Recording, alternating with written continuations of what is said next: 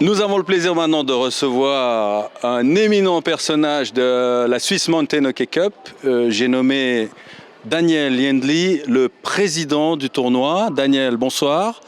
Pouvez-vous nous dire un petit mot par rapport, je dirais, à la genèse de ce tournoi et à la préparation du tournoi? Bonsoir, oui, alors préparation, ça fait 2 ans qu'on a commencé, l'idée est partie il y a 2 ans. Les étapes, une fois qu'on avait l'idée, ça c'est le plus facile, je dirais. Ensuite, on a réussi à trouver assez rapidement du monde compétent qui a fait partie de ce comité. Et une des étapes les plus importantes, c'était de trouver des équipes. Une fois qu'on avait décidé que ce tournoi aurait un niveau de AAA, donc le plus haut qu'on puisse avoir en U13. Et il fallait trouver des équipes qui étaient capables de nous amener ça. On a été tout à fait d'accord assez rapidement également sur le fait d'avoir les 3 régions linguistiques représentées au niveau suisse. Oui, de la Suisse, hein. 3 régions de la Suisse. Les régions de linguistique de la Suisse.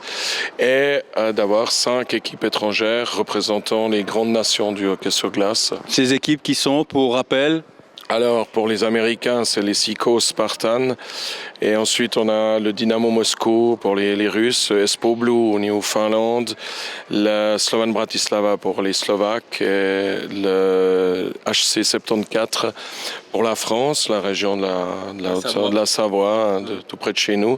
Et puis, bien sûr, Berne, Futur, la section de jeunesse de Lugano et notre sélection romande qui est nommée sous Team SMHC.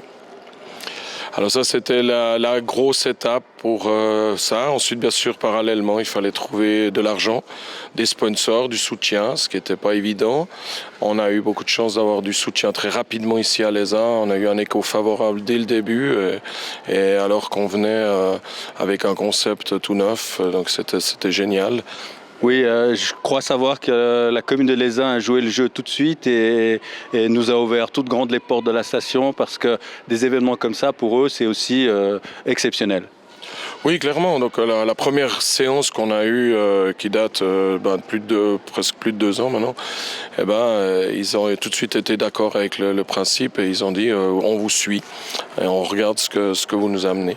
Et la dernière grosse étape, je dirais, c'est depuis janvier où on a dû peaufiner tous les petits détails, toutes les petites choses auxquelles on n'avait pas encore pensé, qui nous sont venus pour que le tournoi démarre dans des excellentes conditions. Ok, maintenant si j'ai une dernière question, si je vous demande ce que vous avez ressenti en un mot au moment du coup de sifflet initial du premier match du tournoi qui lançait de manière officielle la SMHC, en un mot, qu'est-ce que vous avez ressenti? Alors, ce sera 2 immenses émotions. Merci beaucoup Daniel Yendley, à bientôt pour des nouvelles interviews en direct de l'ESIN, la SMHC. Bonsoir à tous.